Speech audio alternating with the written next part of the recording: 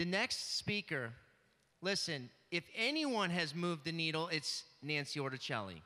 NANCIE has been a fierce advocate at Constitutional Coalition. This gal, God bless her, she is on the radio. She's always fighting for people, and wait till you hear her. Okay, thanks, Steven. Or Steven, who's Steven? Thanks, Jonathan. Okay, I know that we're running a little bit late, and I'm not really long-winded, so I'm just going to get right to it and introduce myself and tell you a little bit about what I do, what our group does. And it's not me, it's our group, and it's a coalition of different groups working together. And if anything I could give you to take away from this, that's it, working together. Like Marie said, we need to work together and unite, and that freenys.com website is the website to unite under, because it's already set up, and it's a great website. It's easy to remember. But I'm just going to let you know a little bit about myself. I'm NANCIE ORTICELLI. I am the president of the Constitutional Coalition of New York State. And our organization started in 2018. Previously to that, we were Erie County SCOPE, which is Shooter's Committee on Political Education. And we stood up for your Second Amendment rights, but kind of imploded, and so we wanted to continue meeting once a month and being activists. So we started our group, and it embraces the entire Constitution, not just the Second Amendment. We have a board, and like I said, we've been in existence since 2018. We meet once a month on the third Thursday of every month, usually at Bravo Cafe in Elma, but right now we're meeting at my father's house church in Elma because it did not shut down, and there were no regulations, no mandates, nothing. So yeah, if you're looking for a good church to go to and you're in the Elma area, that's a good one to go to. So what is our goal? Our goal is education and activism. Those are the two things that we do at the Constitutional Coalition of New York State. Our education portion is once a month when we have speakers come. We have different politicians, different activists come and speak to us, let us know what's happening politically in the area, and then we plan activism based on what we've learned. And it's a coalition, and so we do embrace other groups and ask other groups to join us. So that's what we do, and I'm going to just get into this little speech that I have. It's a little bit different. I'm not as smart as Amanda. I don't have like the degrees or anything like that, but I am passionate about the Constitution. I'm passionate about individual freedom, and I'm passionate about Jesus Christ. So working with different political groups, politicians, Christian groups, etc., the focus always seems to be about meetings and conferences and meetings and conferences, and I'm not going to bash them because we're actually at a conference right now, but meetings aren't bad, but we never actually move beyond that. We come into a place of apathy where we think we're doing something because we're gathering in a room with like-minded people, regurgitating the same things over and over again, and getting upset and pounding our fists and saying, we got to do something. We got to do something. And you wait and you depend on your politician to do something. Or you wait and you depend upon your pastor to do something. Or maybe a leader of a political group. But where it starts is individually. The Bible even talks about that. Revival starts inside of you individually. If you want to incorporate change in your atmosphere, you have to start with yourself individually. Don't look to everybody else to start something. Do it yourself. And how do you do that? These are the 3 words that I tell everybody when they call me and ask me what they need to do. Do not comply. Don't comply with anything that is unconstitutional. Don't comply with anything that is unethical or immoral. Now, I have to tell you something about the political climate right now, especially in New York State, especially in Erie County, considering what happened last night. Let me do a little survey here. How many here voted last night in the primaries? How many here are registered Republican or Democrat? Wow. If you're a registered Republican and registered Democrat and you did not vote in the primaries last night, wow. Slowly, the spread of communism and socialism is spreading. And if you don't believe it, do you have any idea what happened in the Buffalo mayoral race yesterday? What happened? Anybody want to tell me? A socialist won. It is the only Democrat socialist in the United States that is the mayor of a major city. The only one. This Democrat socialist, India Walton, guess who her campaign people were? Antifa and Black Lives Matter. And if you think that this is going to stay in the confines of the city and not spread to the suburbs, get out and vote in your primaries. Get out and vote in your general elections. People think the primaries don't matter, but I think last night it proved that they do, because there is nobody opposing her. The reason why is Republicans won't run a mayoral candidate in the city because the Democrats outnumber them 10-1. It's not worth it. They're not going to win. You may not have liked Byron Brown, but he was a lot better than what we have now.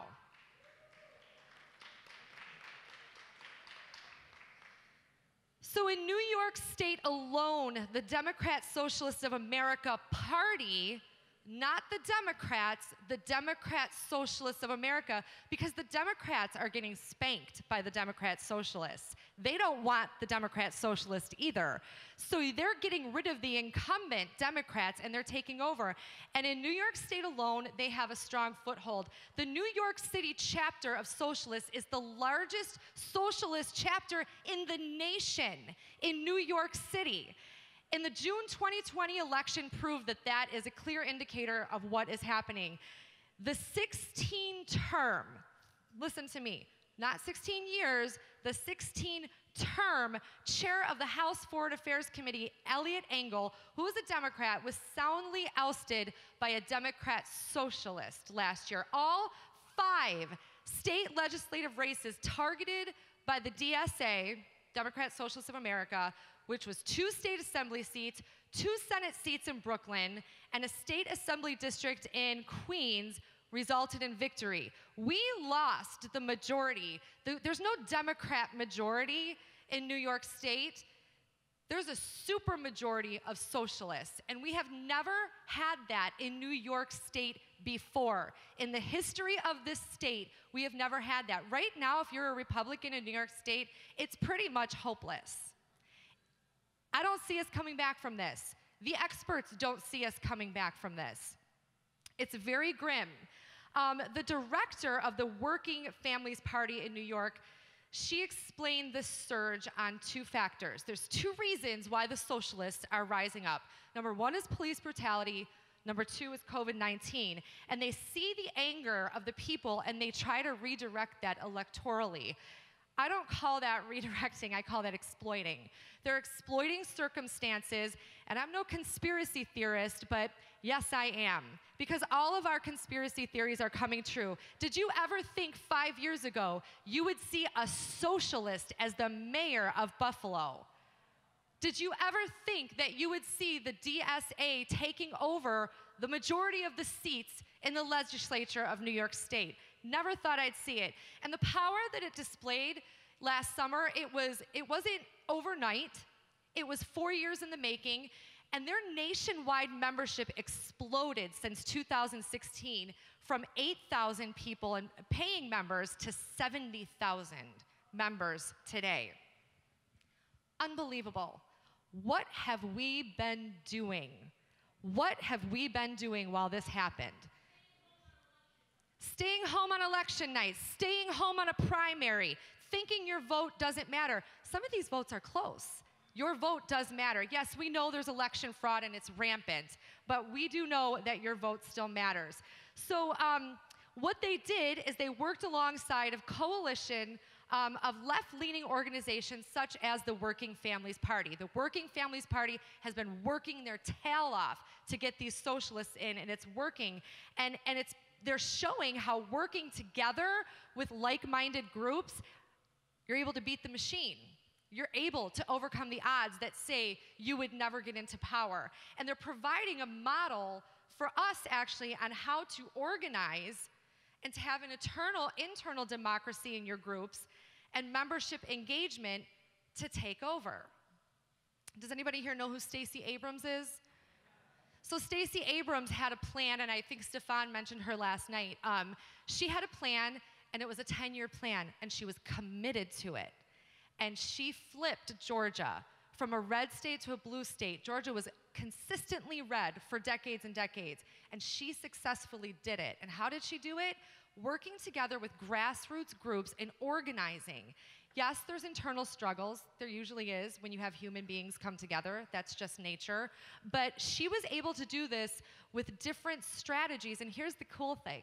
She actually posted her playbook online. So if you want to know how to do it, download it and put it into action. That's what we're doing. So this is what they do. They endorse their candidates, and their endorsements, they say, are effective because it's not that the members have to be generally supportive of a candidate. Do you hear that? You don't have to generally support the candidate that they're bringing in front of you.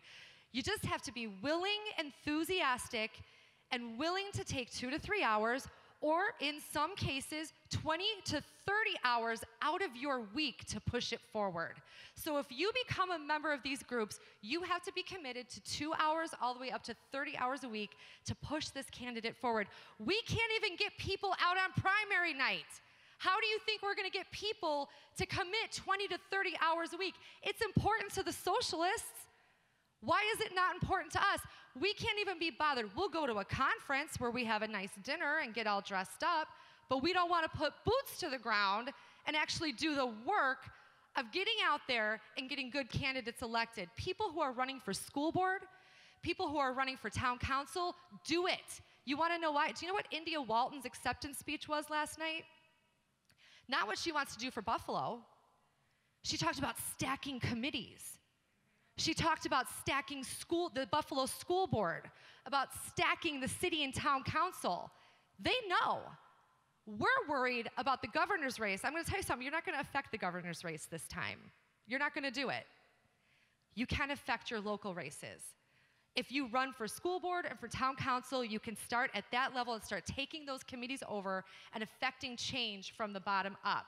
So that's it right there, the dedication. What is it worth to you? What is it going to cost you?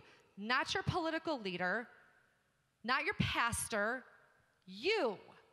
What have you given up for freedom? What have you given up to progress the ideas that our founding fathers have? Has it cost you anything yet? This last year, I cannot tell you the amount of people who have called me on a daily basis asking me, what can we do? Like I said, my short answer, 3 words: do not comply. Just don't do it. I know people like Melissa Heinrich over here has never put a mask on her face. She's walked into stores, she has gone out in public, she did not comply. Guess what? She's still alive. She's still here. She's not in jail. Nobody fined her. I know a lot of people who have done that, and they're okay. They made it through. Was it uncomfortable sometimes for some of us? Sure.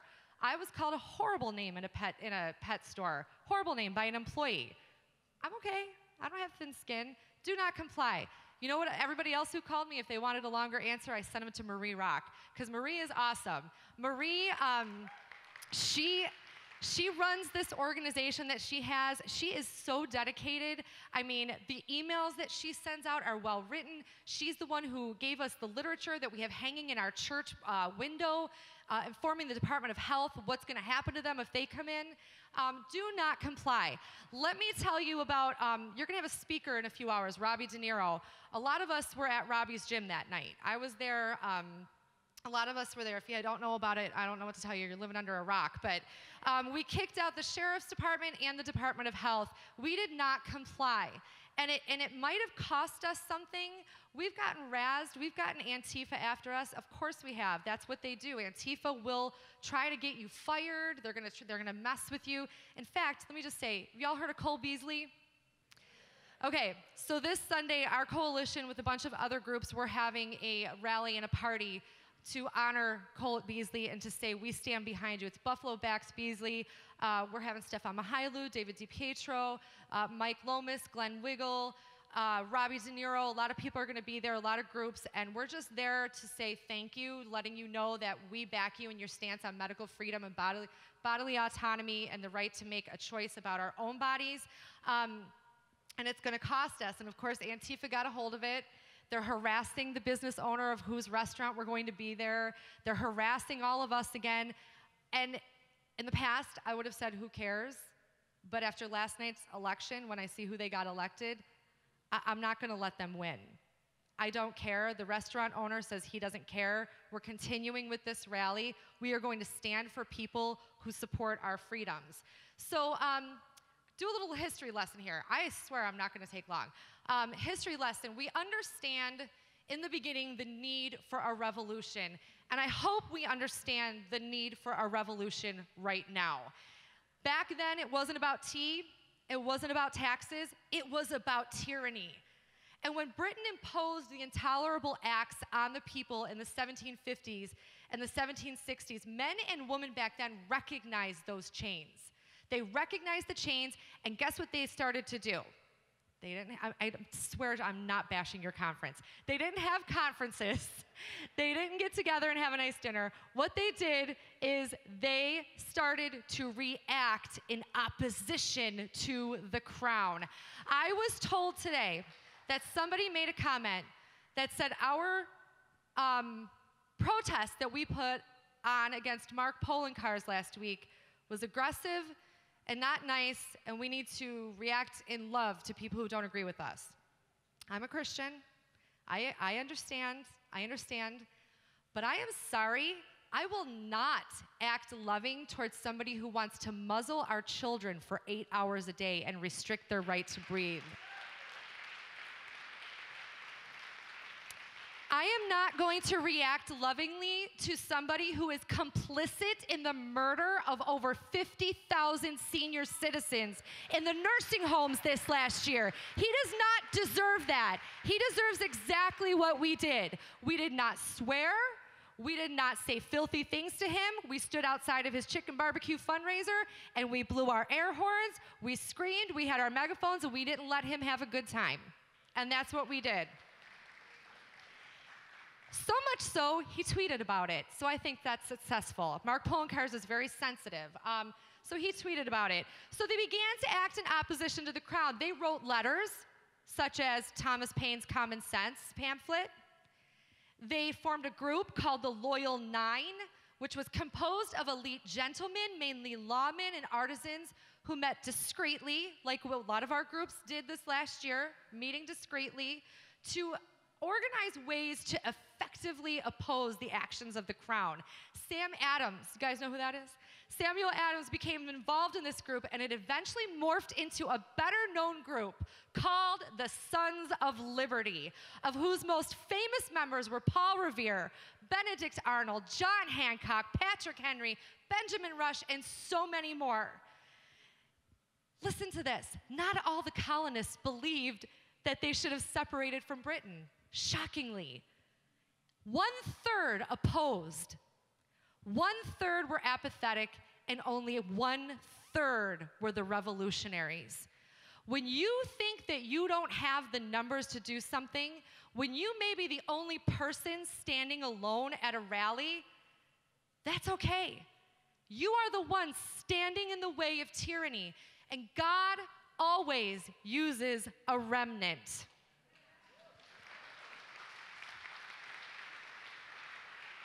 You look to Gideon. Gideon started out, and I swear, Pastor Stephen, I'm not going to ask you for help tonight.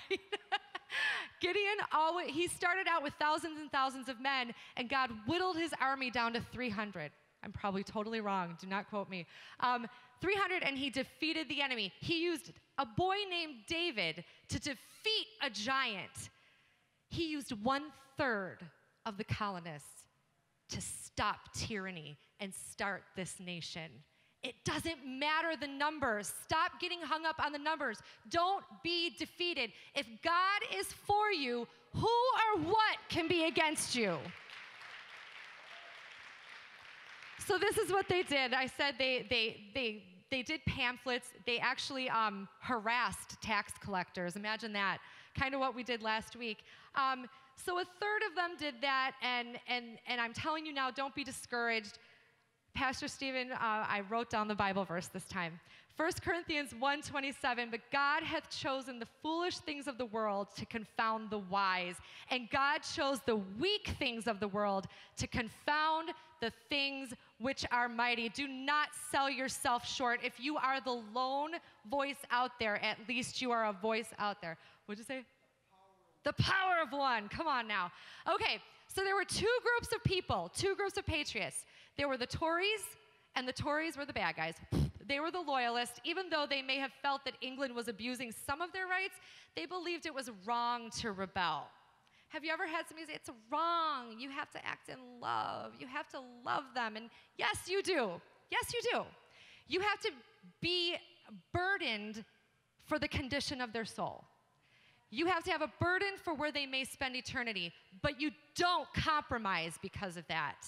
You still hold people accountable. And so that's what the Tories did. They said it was wrong to rebel, and some of them actually believed that the king had God's authority, and their biblical basis was Romans 13:1-2, and this is what it says. Let every soul be subject to the governing authorities. Okay. For there's no authority except from God, and the authorities that exist are appointed by God. Therefore, whoever resists the authority resists the ordinance of God, and those who resist will bring judgment on themselves. Now let's be clear here. We know for a fact that there are evil governmental regimes, correct? I mean, look at Hitler, Pol Pot, Herod. Herod actually used Christians and lit them on fire to light his walkway to his parties. Was there to be no resistance to those governments, according to that verse? Should people have just kept quiet and allowed it to happen? I'm asking you. No, absolutely not. So how do you reconcile this passage of Scripture to our actions? No authority except from God, correct. God allows certain rulers to come into power, but they're not there to bless you. They may be there to bring judgment. And if a nation deserves judgment, the United States of America deserves judgment. And we deserve judgment for the murder of millions of unborn human beings. We deserve it. The condition that we're in right now is well-deserved. Doesn't mean you take tyranny and you allow evil to persist.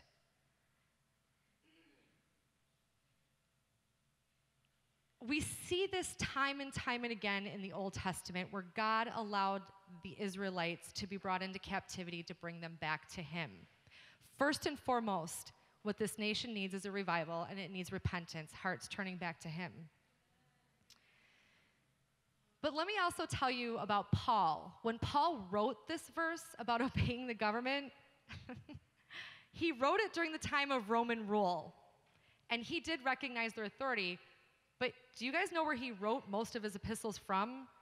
Prison, for defying the government and the law of the land. He didn't follow their laws when it was morally wrong to do so. The Bible's filled with people who didn't comply. Shadrach, Meshach, and Abednego. It was the law of the land. You got to bow. No, we're not. We're standing. Make us. They didn't comply.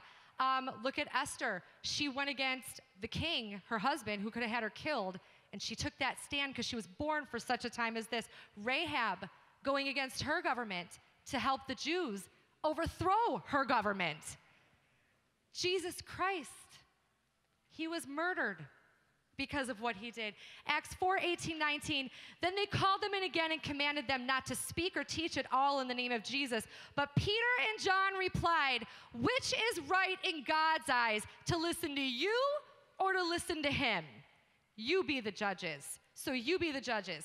Now, another reason the Tories had for not wanting to separate were political and economical. So they remained quiet and they fought for the British. And I cannot imagine how disheartening that must have been for the Patriots. Or can I? We see it all the time. We see restaurants that complied. We see restaurants that didn't want to, but they did. We see other businesses that did. We see, well, you know what, I got to take my kid to this, so I got to put a mask on, or, you know, my kid needs to go to school, or I want to go to a baseball game, so I'm going to get a shot. We see it time and time again, so we know what they went through. But the Patriots wanted to separate for personal, religious, and political freedoms. Paul Revere, we all know the story. We know that he rode around and he told everybody, be careful, they're coming, and he warned all the people. But do you know that there were 200 other men that night who fought alongside Paul Revere at the first battle of the Revolution? There were 200 men there who didn't make it home that night, even though Paul Revere did. And we owe them the honor of standing for freedom in light of their sacrifice. They were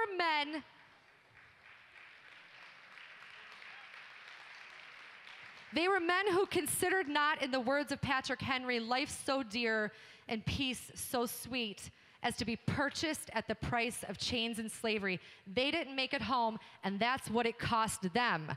What has it cost you yet? Has it cost you anything to stand for freedom yet? I'd like to go back real quick and talk about a few of the Sons of Liberty and what it cost them.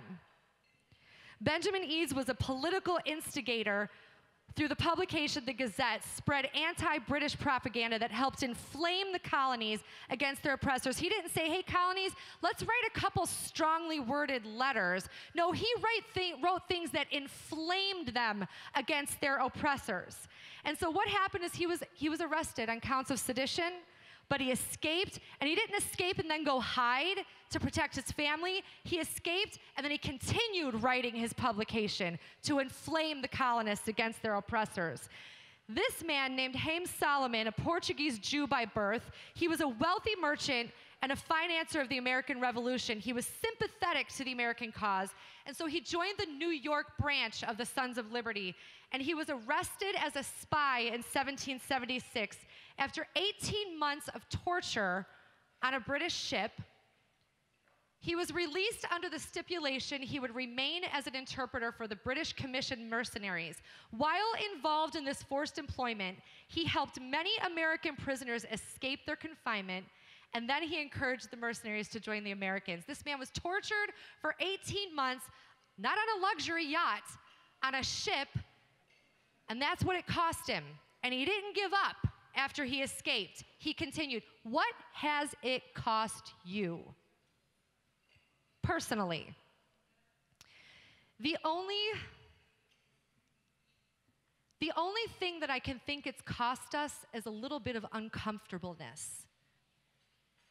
And if you can't handle that, that's a slap in the face to these revolutionaries who gave up everything so you could eat this dinner tonight in freedom and in peace.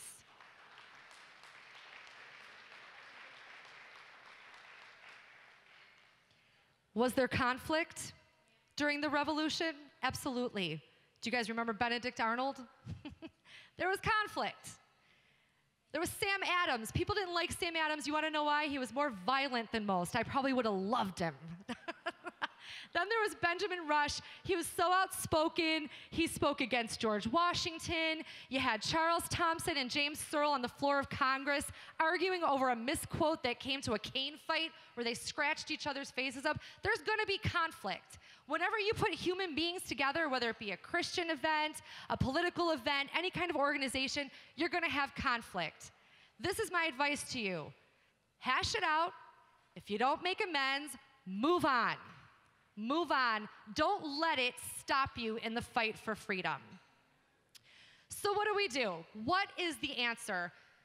It's like I said about last night. India Walton's speech didn't talk about the city of Buffalo and her plan. She called for stacking the school board, taking over town councils, and we started this initiative last year, actually.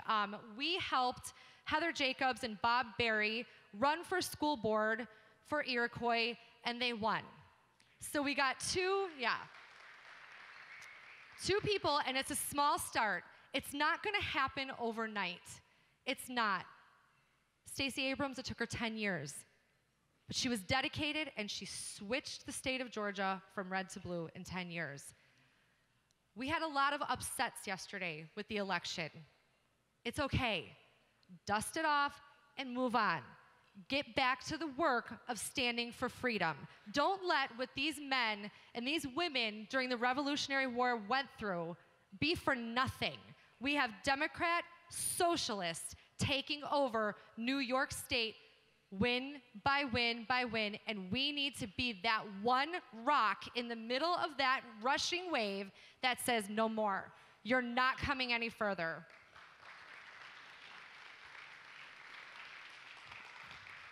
So our group helped Heather, our group helped Bob.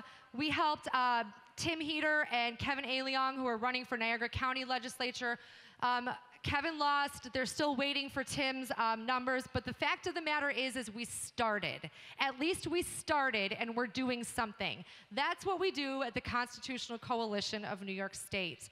Now, we are going to be hosting a school in August. It's a political leadership school. It's being put on by the Foundations for Applied Conservative Leadership out of Oklahoma. They come, it's an 8-hour class, and it's not a seminar on ideas or theories or, like I said, regurgitating the same old garbage to the same people over and over and over again and getting mad and shaking our fists and saying, somebody should do something. This is a school that actually tells you how to be respected by the political class, how to be feared by the political class, and if you're frustrated by politicians who say one thing to you at a Tea Party rally, but then when they're elected and they get to the Capitol, they don't keep their promises, this tells you how to confront them and hold them accountable. If you want to create change, you should be at that school in August. And the information will be out soon. We'll have it on our website or our Facebook page and freenys.com. I'm going to end so y'all can eat and not have to keep looking at me. You can look at your food. And then you're going to want to hear Robbie next. Robbie's even more passionate than me. I'm going to end with a quote by Patrick Henry and then a Bible verse. And I want you to really just take a minute and be quiet and listen to this quote. Because if you know anything about the foundations of our country, you know that it is such an awesome, awesome legacy. And I cannot believe that schools and governments are now trying to erase that legacy through critical race theory. They want to say that the creation of this country and the birth date of this country was 1619, the day that the first slaves were brought to the United States. Well, it wasn't the United States at the time. It was the colonies. It was the British colonies. It had nothing to do with the United States of America, where they brought 20 slaves by a ship, and they said that is the date, the birthday of America. I don't accept that. We are not a nation started on slavery or treating other human beings as they're less than human beings. We are becoming the nation that is doing that because we murder over 6 million human beings in the womb. But that's not how we started. And to deny our legacy and to deny the founding fathers who formed this country based on Judeo-Christian values is a slap in the face to those men and women who gave it all. They had everything to lose. And they did lose it for us. But this is what Patrick Henry said: gentlemen may cry, peace, peace, but there is no peace. The war is actually begun. The next gale that sweeps from the north will bring to our ears the clash of resounding arms. Our brethren are already in the field. Why stand we here idle? What is it that gentlemen wish? What would they have? Is life so dear or peace so sweet as to be purchased at the price of chains and slavery, or a mask, or a vaccination, or you can't have chicken wings as a meal? Forbid it, Almighty God. I know not what course others may take, but as for me, give me liberty or give me death.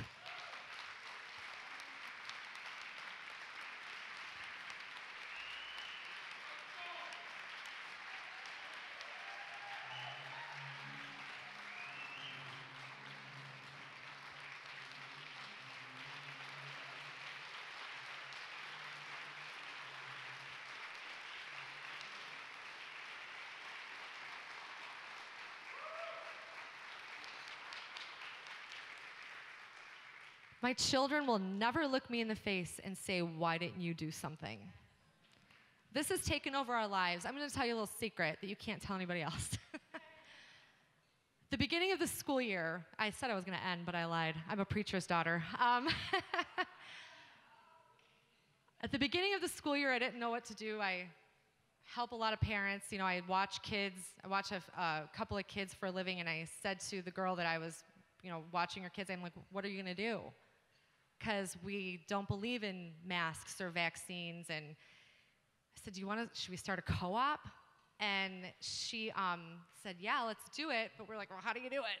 So I, you know, used that tool that everybody uses when they want to do something. You went to Facebook, and I made a status and said, anybody want to start a co-op? And I got a lot of comments, and then we took it underground, which it's not going to be anymore, unless you guys say something. So I think you have the list of everybody here, right? So I can, okay. So it's a joke, guys.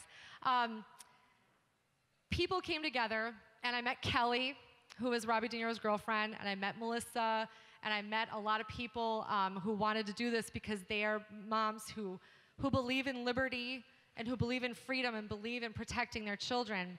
So our church, that church that I told you that never shut down, we started a homeschooling co-op. It's Tuesdays and Thursdays. And we had so many people just pour in with just word of mouth. I think we had 28 kids total. 28 kids every Tuesday and Thursday, 7:30 to 4:30. We had a math teacher donate her time. If you don't know who she is, it's Aisha Kreutz, Frederick Douglass Foundation from Rochester. We had 2 science teachers donate their time. We had a Marine mom, Denise Byers, who she came in every Tuesday and she taught our kids herbology and how to heal yourself through plants and through herbs, and it was awesome. And we had another mom do journaling. So that's what we did, and it cost us a lot. It cost us a lot because it took up our time. So when I asked you, what is it costing you?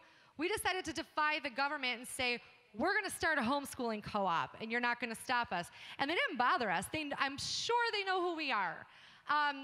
We actually at our church got a couple letters from the Department of Health, and they said that they were there doing an inspection. Nobody remembers seeing them, and it's not a giant church. And we didn't care. They said, you have to go to this website, and you have to say that you got this communication, and you have to do this. And our board said, no, we're not doing any of that. And we called Marie. We got the stuff to put on our door. And I think one of the reasons why the Department of Health didn't mess with us is because they knew who we were, and they knew who Robbie De Niro was, and knew that we were with him that night. And if they came to our church, what happened at the gym was going to happen at the church again, and they'd end up on Tucker Carlson again. So when you take a stand initially, it energizes you. Don't be led by fear. If you're led by fear, that's not of God. Not at all. Don't be led by fear. Take a stand. Yes, I know these mandates are lifting. There's no mask mandate anymore. There's no this mandate. There's no that mandate. But we've been doing this since 2018. We still have corrupt government officials. Don't stop just because the lockdown supposedly stopped, because it happened. And don't think that it can't happen again. And like I said before, those politicians who are complicit in murder, don't forget that. My gosh, just because you don't have to cover your face anymore, those 50,000 murders in that nursing home mean nothing. Don't forget that. Get out and vote in your primaries. Get out and vote in your elections. And I swear to you right now, this is the last thing I'm saying. If God isn't in it, I don't want to be part of it. So the prayer that I pray is Exodus 33:15. If your presence does not go with us, do not send us up from here. Thank you very much, everybody. Thank you, Nancy. God bless you. Thank you. Yes, well-deserved bow. Well-deserved, Nancy. God bless you. So she reminds me of that church in Revelation, you know, the Laodicean church. And do you remember what it says for them to do if they don't want to be part of the Laodicean church and suffer the consequences of being lukewarm? Do you remember? Repent and be zealous. That's Nancy right there.